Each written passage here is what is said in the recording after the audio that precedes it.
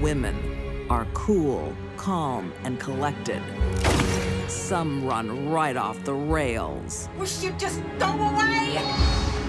Look! A love-struck woman goes to shocking lengths to keep her man. What I saw is a person who has no conscience, has no soul. You good for nothing, cheap! A wild redhead Looking at her, you used to look can't at me. quell a hair-triggered temper. I think men might have underestimated her. Look at me when I'm talking to you! And a frustrated mom is swept up in a maelstrom of rage. She had an enormous anger problem and a really short fuse. These deadly women are spinning out of control. They are untamed evil.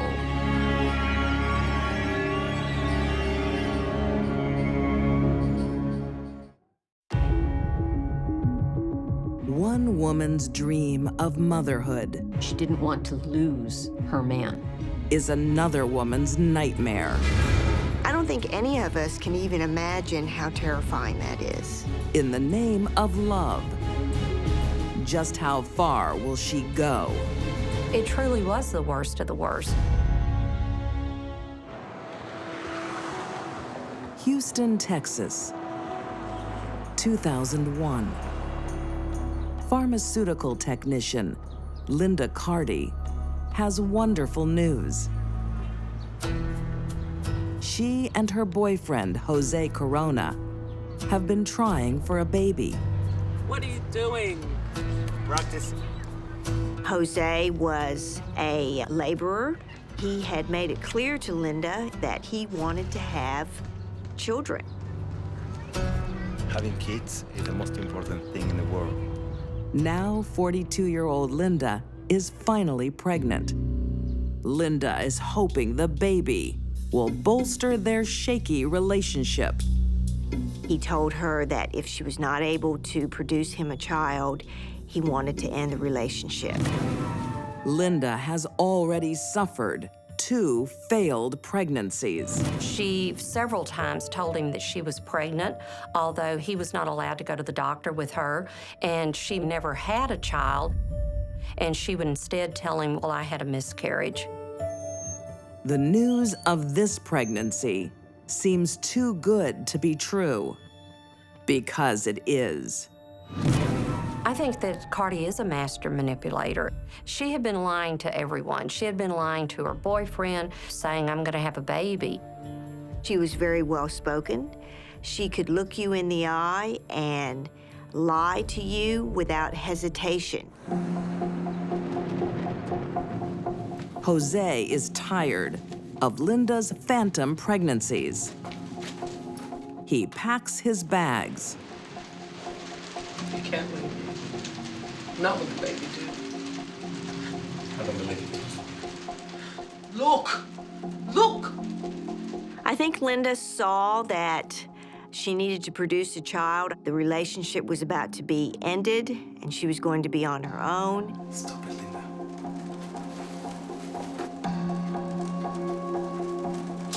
It was a catalyst, a culminating incident, and she obviously had a plan for what she wanted to do, which was to obtain a baby at all cost. Linda won't have to go far. Her neighbor, Joanna Rodriguez, has something she wants. Joanne and her husband, Raymundo, did not know Linda Cardi at all, had never met them. Linda came up with a plan that she was going to make Joanna's baby her own and present it to Jose as their child together. Linda's motivation was to keep her man, and she didn't care how she was gonna do it. Jose still refuses to return. So Linda accelerates her plan. Jose, What do you want, Linda? the baby is due any day. I want you to come home. I don't know, Linda. She was telling Jose that she was going to have the baby any minute, And she told Jose it's going to be a boy. She had planned it, she had prepared for it, she had bought items to be able to take care of the baby. But Linda has a problem. Her neighbor's baby hasn't been born, and she's in a hurry. Linda Cardi would go to any lengths to get herself a baby. She was prepared to kill a pregnant woman. She was willing to cut open a pregnant woman's stomach and to take a baby. To me, that's extremely shocking. That goes beyond a lot of murders that we see. She lives over there. It's the same layout. To help with her plan, Linda enlists 3 local criminals. She started talking to people she knew, recruiting them. She lies to them, too. How much dope? A lot. Linda told them that she was aware of an apartment that had 500 pounds of weed in it. I just want the baby. And if we break into the apartment, there's money and drugs there, and you can have the money and drugs. All I want is the baby. The level of planning that Linda put into what she thought was going to be a fetal abduction tells me that she probably was not at all psychotic, that she was highly motivated to get that baby. But all the planning in the world can't prepare her for this. So beautiful. He has your eyes. Joanna's baby has already been born. Now all Linda has to do is kidnap him. Instead of making this crime simpler, it will make it much more horrifying.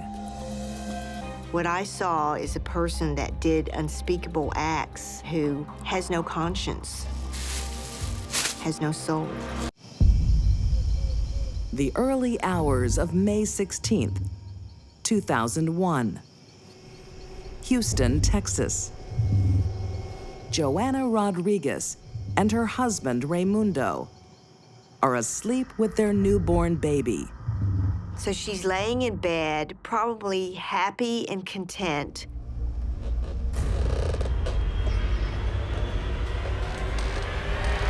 Rise and shine, fools!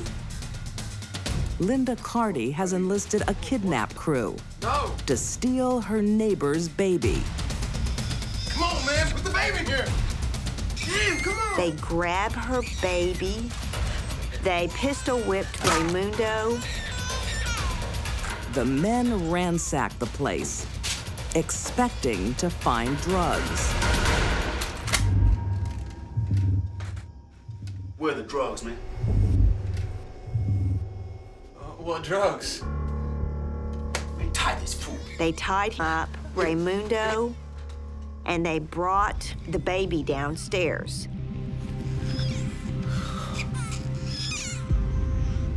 And then they brought Joanna out of the bedroom to the top of the stairs and said, "What do you want to do with her?" Now she has her prize. Linda could leave Joanna alone. Linda Cardi said, no, we can't do that. She's seen our face. You know, she's seen our faces. Take her.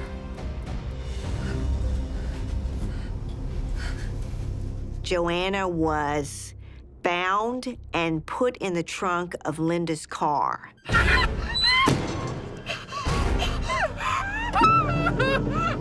Linda drove her to a separate address across town. The hired henchmen have Linda's little bundle of joy. In return, she promised them drugs and money, but they've been duped. There was no drugs, there was no money. They had this baby, and they got a woman in a trunk. So they were all very conflicted about what to do. The men can sense a sinking ship. I'm out, man. I'm out.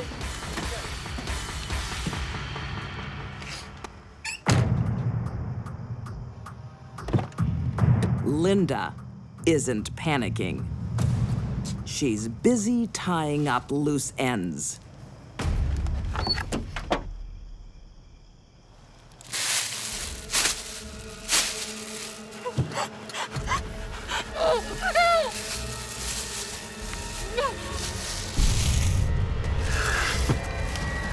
Linda is standing by her open car trunk, and Joanna, at this point, has a bag over her head, a plastic bag. She's tied up with duct tape.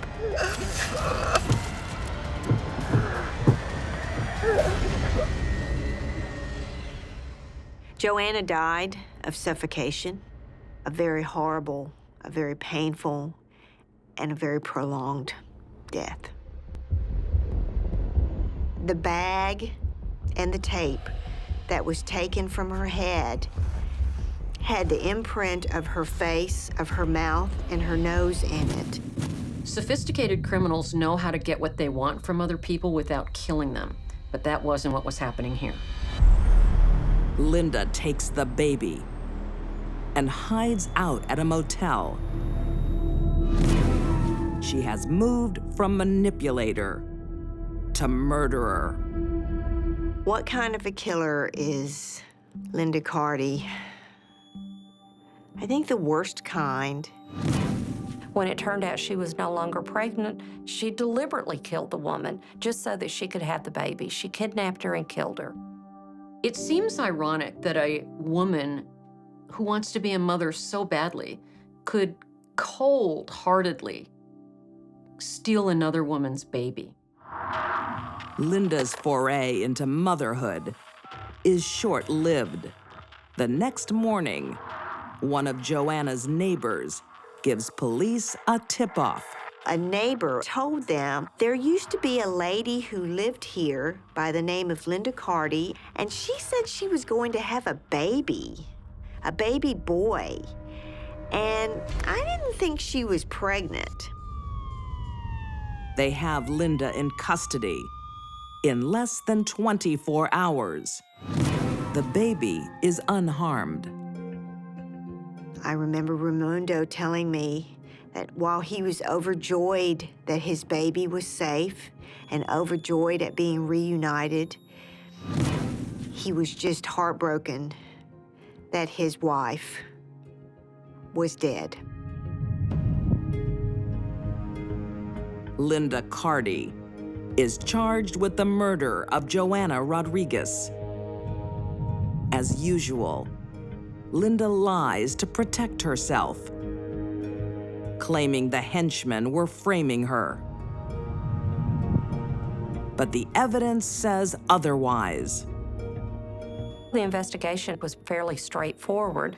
They had the baby clothes and the baby food that Linda Cardi had bought. They even had a receipt from the medical supply store, and the clerk at the medical supply store was able to identify Linda Cardi as the person who came in and purchased the medical supplies. One of the men involved in the baby heist, Chris Robinson, testifies against her. While I don't condone anything that Chris did, at least he stepped up to the plate and he did the right thing. He told the truth, and the person who caused all of this to happen is where she needs to be. On February 21st, 2002, Linda Cardi is found guilty and given the maximum sentence under Texas law: death by lethal injection. She is a person who will stop at nothing to get what she wants. Joanna Rodriguez will never live again. Little Raimundo will never know his mother, ever. That's not something you can take back. As she sits on death row, Linda Cardi continues to maintain her innocence. I'm not aware of Linda Cardi ever showing any remorse. Linda will never admit that she did this. Right up until the moment they put the needle in her arm, she will be denying it.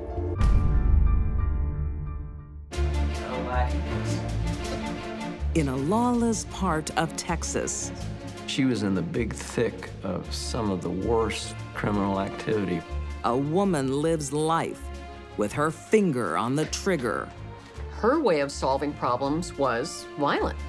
and goes through husbands like she goes through whiskey. She claimed self-defense, but they weren't buying it. Houston, Texas, 1952. 36-year-old Margie Hamilton runs a dive bar on the shady side of town. Come on, hurry up. You want me to clean you up next? Maggie Hamilton, when she was in Houston, owned a bar down near the ship channel. You need better friends. Attracted real tough characters, longshoremen and sailors. Something amusing you? Those places were tough. You're pretty tough for a little lady. You don't know the half of it. Margie falls for the charms of 34-year-old sailor Michael Zeglin. Margie becomes Mrs. Zeglin. Michael is attracted to Margie's feisty temper. He soon regrets it. That marriage was just riddled, I think, from beginning with problems all along, and he was threatening to leave a number of times. Before long, Michael Zeglin wants a divorce, but Margie won't let him go without a fight. He was in the bedroom packing his suitcase. Another fight was provoked. What's going on? Tired of fighting. I want out. You are not leaving me. She got her gun. Now. And he ran out of the house, and then she's going from window to window looking for him. And then she spots him. She sees him in the backyard. Margie, stop! She fires one shot. The bullet went through the open door and went out the open window, just in time for Zeglin to stop the bullet in his head as he ran past the window. His wife realizes what she's done. I killed him. She told them to call an ambulance for him. I've killed him, I've killed him. Margie was acting as if she cared by telling the ambulance drivers, "Don't hurt him," and crying over him. Margie Zeglin is charged with murder. On trial, she claims she was protecting herself from a violent husband. She claimed self-defense, but they weren't ultimately buying it. Because Margie's been down this road before. While Maggie Hamilton is on trial, the prosecutor asks if she shot her first husband. And she says yes. I used the same pistol. You couldn't write a script like that in Hollywood. Chris, roll me! Get on your knees. Bartender, I'll have 6 years earlier, Margie is married to 28-year-old rodeo rider Andy Robinson.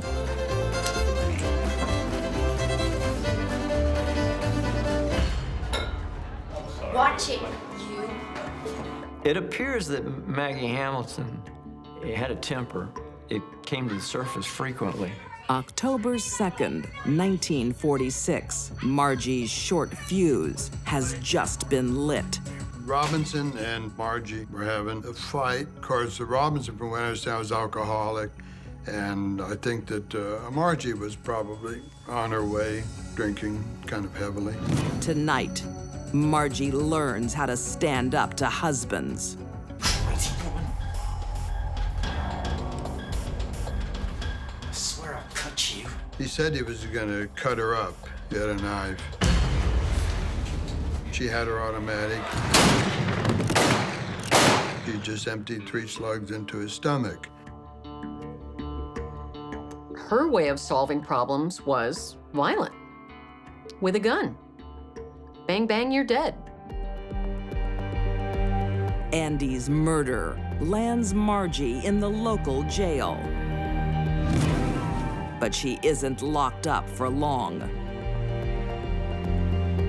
She was arrested, of course, but she was not held or tried because he threatened her life, she said. People in this hotel where they were, they heard the fight, and the guy had been nasty to her on and off. So they let, she was simply, they let it go.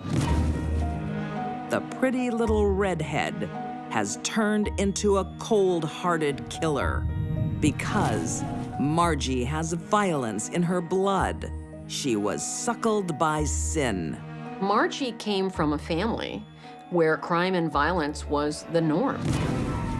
And that family hooked up with the toughest criminals of the time. Bonnie and Clyde.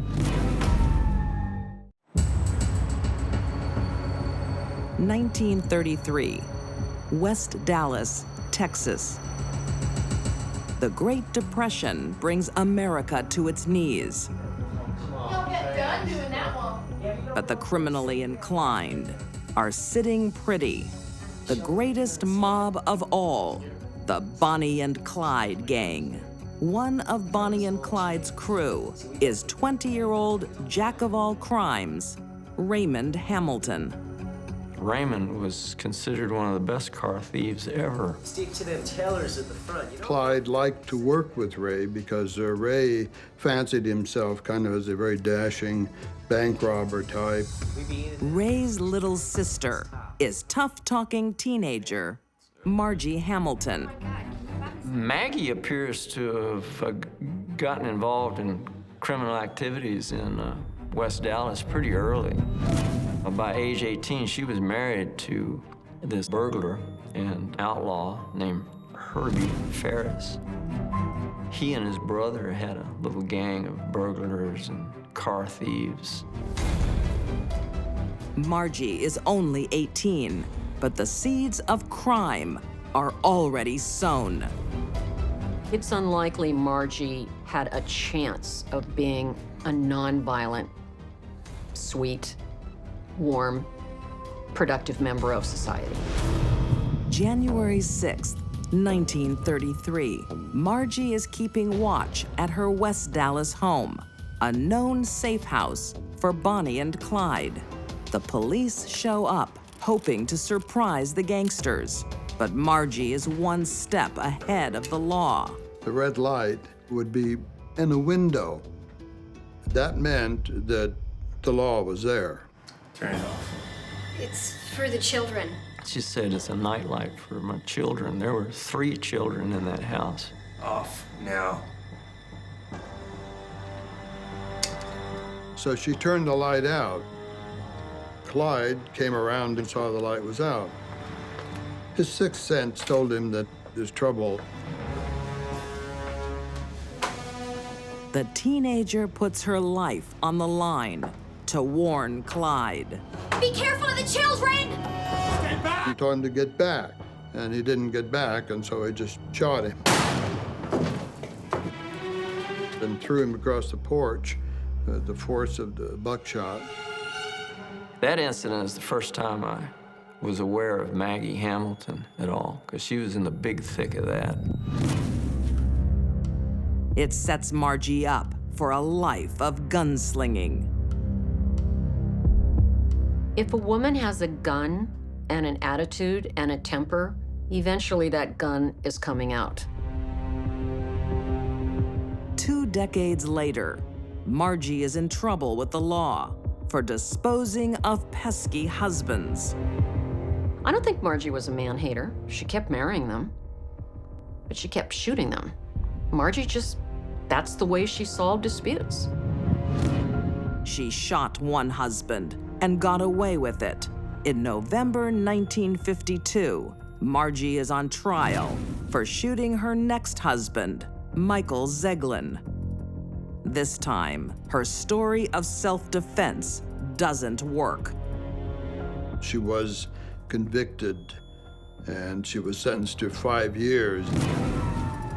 But 6 months later, Margie is out on an appeal bond and goes back to running the bar. There still might have been a hint of the wild, wild west in Texas in the 50s. If someone ended up on the wrong side of that gun, it was their fault.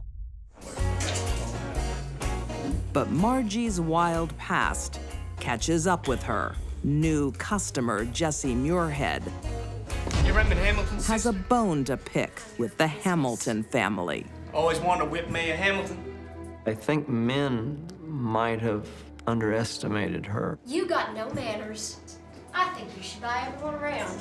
I don't put on drinks for anybody. He didn't want to do that, and she finally asked him to leave. He started getting nasty. You and your no-good family.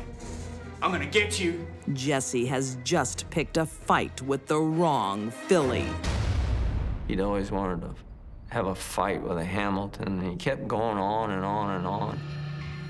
And she pulled out a gun. Shot him 3 times.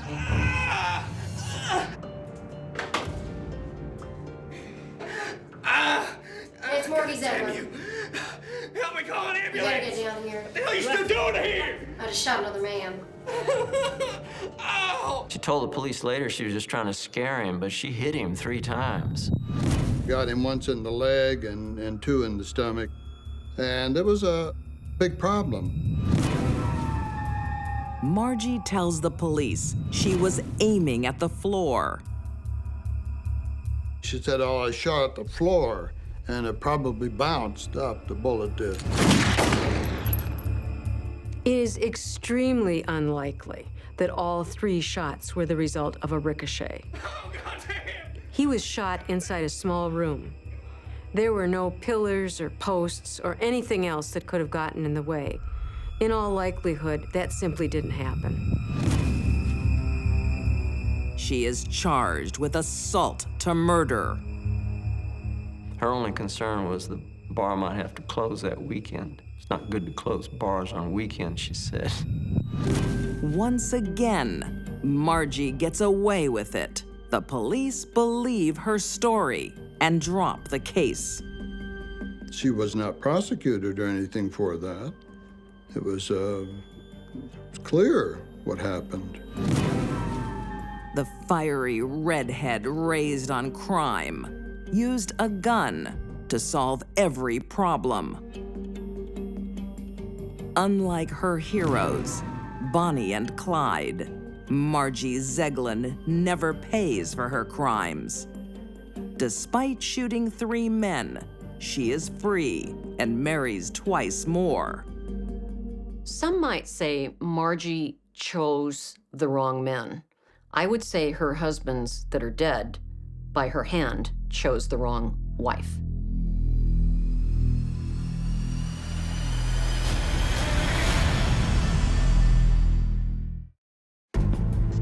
Becoming a mother. Mom! He really wanted his mum to love him. Don't be a baby. Come here. Doesn't guarantee a loving heart. She was just beside herself with rage. I wish I'd never had One mom takes pleasure from pain. It was torture. She enjoyed it. 2004, in the country town of Tamworth, Australia.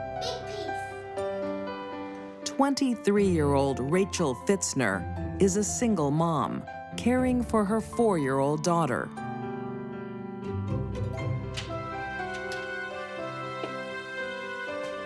When her landlady's son, Paul Shillingsworth, walks into her life, Rachel sees new hope. They met, they started seeing each other. Paul made her feel loved. And, you know, underneath everything, that was important to Rachel.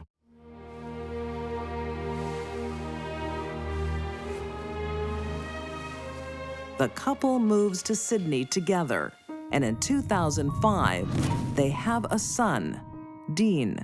But instead of bringing them together, parenthood pushes them apart because Rachel is plagued by old demons. It appears that Rachel was raised in a chaotic environment. Alcohol abuse, physical violence, drug abuse. And that's exactly what Rachel perpetuated in her own adulthood. Look at me when I'm talking to you! She had an enormous anger problem and a really short fuse. Rachel fuels her fury with illicit drugs. Rachel was a cannabis user, so she used marijuana from her late teens. One of the things Rachel did, in addition to the usual suspects of drugs, that a lot of kids don't do, she sniffed solvents. This can cause brain damage. Brain damage can lead to violence. Rachel always had a tendency to be violent and a tendency to be angry and a tendency to be unable to control her impulses. So what drugs did was just completely enable that. While Rachel is high on drugs, Paul hits the bottle. What do you think you're doing? It's a match made in hell.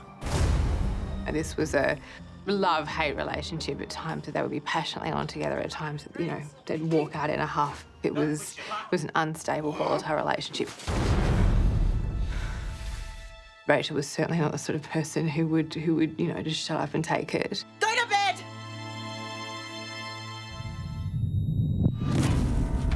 The volatile couple finally splits in 2006. And Rachel is left holding the baby. Really, right from the beginning, the relationship between Dean and his mother Rachel was a troubled one. Dean was a really sweet little boy, a little toddler who liked Superman outfits. In Rachel's eyes, Dean is no superhero. He's a villain. A constant reminder of her violent ex-boyfriend. Every time she looked at Dean, she saw Paul, and she wanted to enact her revenge on Paul. She starts starving Dean of food and affection. You're fat enough. Get out of here. Dean would sometimes try and get affection from her, and she'd say he was clingy and would push him off or even smack him. Dean's grandmother, Anne, decides enough is enough. She saw that Rachel didn't like Dean, that he wasn't being cared for properly. In late 2006, Anne wins full-time custody of her grandson, and the toddler finally gets the love he's been craving. Dean got a lot of good stuff from his grandmother when he was with her. Love, attention, stroking, petting. He was beautifully cared for. He was a happy little child. He had a lovely relationship with his grandmother. He was growing up perfectly normally. But Rachel's rage takes over. She won't give in to her enemies. She wasn't prepared to let Dean's father and his grandmother have custody of Dean, basically just to spite them. Not because she wanted Dean, not because she loved Dean, but because she hated them. Here.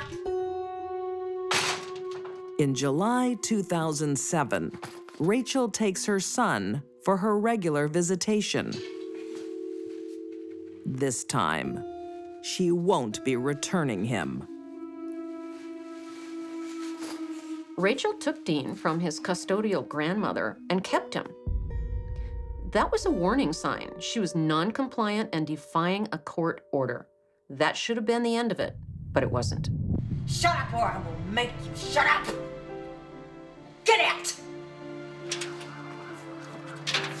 Rachel wants her son back for one reason: to resume his suffering. He did the tiniest thing to irritate her, even just to say, "Mummy, mummy." She thought he was clingy and she'd throw him outside. And you'd have this child who was only 2.5 years old at the time, clamouring to get back in, begging his mother to allow him to come back inside. Little Dean endures 4 months of torment, but it won't appease his malicious mother. Rachel's vile temper is about to explode. I wish I'd never had you. What Rachel did to Dean was more than abuse. It was torture. She enjoyed it. October 11th, 2007, Sydney, Australia. Hey, how's it going? Rachel Fitzner takes her 2-year-old son, Dean, on a rare outing to a friend's place. Don't you eat anything. Dean was pretty much an annoyance to Rachel. And not just an irritation, but a thorn in her side. Rachel hates living with her son, but she won't live without him. She is keeping Dean to spite her ex-boyfriend, Paul, and his mother, Anne. She was just beside herself with rage. Rage not only at Dean and through Dean to his father. Oh, every time I look at him, I see his Paul. He's just a kid. When the starving toddler stares at Rachel's friends eating lunch, he doesn't know he's on a knife's edge. They had burgers. Noticed that Dean was clearly hungry. He must have been looking at them intently, poor little thing. There you go, buddy. So one of these men gave him a hamburger, and the boy started to eat. Rachel came into the room, saw her 2.5-year-old son eating a hamburger, and went ballistic, absolutely ballistic. I said don't eat anything! And when this little boy accepted food from people that he barely knew, I think she just became consumed with rage, took him home immediately. Rachel decides to deal with Dean away from prying eyes. I warned you not to eat anything. So when they got home, Rachel's fury hit fever pitch. Wish you'd just go away! I hate you. Rachel walks away, then returns for round 2. After Rachel shook Dean the first time, she had time to think about what she was doing and stop. But she thought about what she was doing and went back and finished him off. The mother wraps her son in plastic and shoved him into the suitcase. And we don't know how he died. He might have died from the shaking. He might have died from the asphyxiation. He might have been still conscious when she put him in that plastic bag and put him into the suitcase.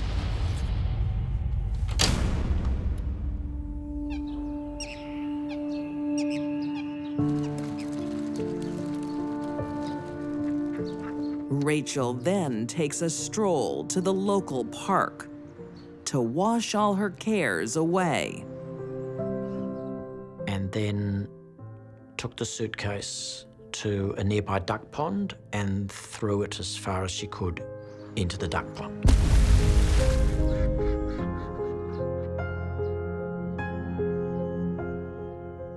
And no doubt hoped it would disappear.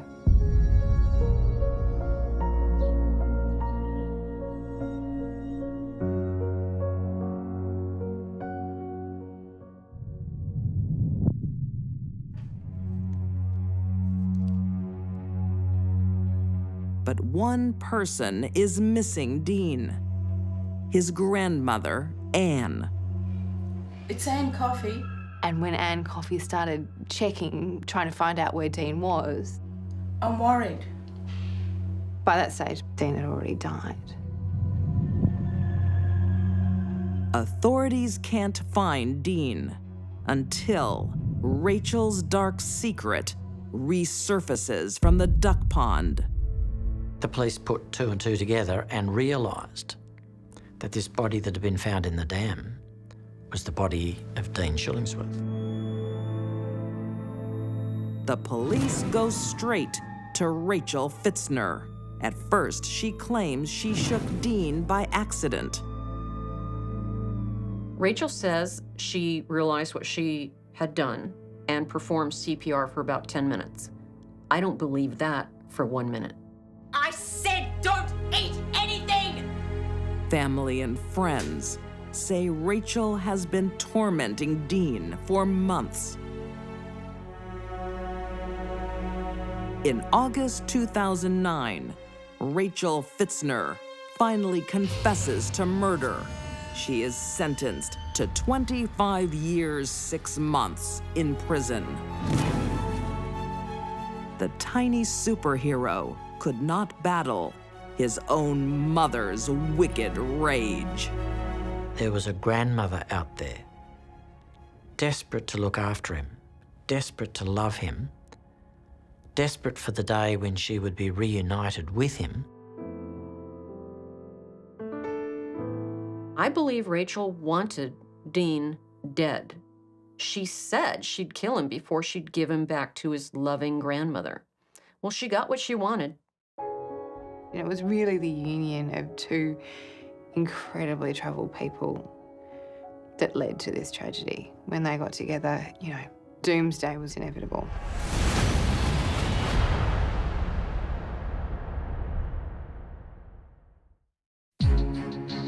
These women couldn't control their wild emotions. Linda Cardi yearned for a baby at any price. Margie Zeglin had fire in her belly and a heart of stone. And Rachel Fitzner's overwhelming rage propelled her to a pitiless place. They were deadly women, driven by untamed evil.